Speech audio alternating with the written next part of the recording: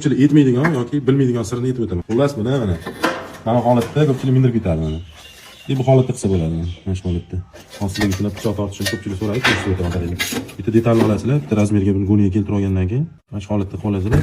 Tortamiz, mana yengil tortasizlar, prosta tortasizlar bo'ldi. Yengil tortasizlar. Shu ham chuqurga kirib olgandan keyin qattiqroq tortasizlar.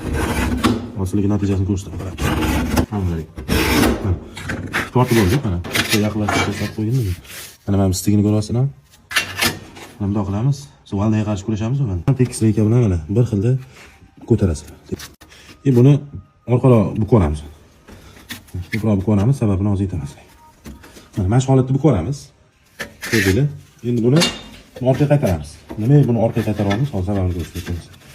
Mana men qirrasi cho'tga chiqadi. Buni men orqaga qaytarganmiz, orqaroq bukib turib, mana bu yerda bundoq, bilsanglar, mana bu yerda bundoq yasuvcha paydo bo'ladi, bilsanglar, buni qayerganinglarda. O'sha narsani yo'qotish uchun buni ko'proq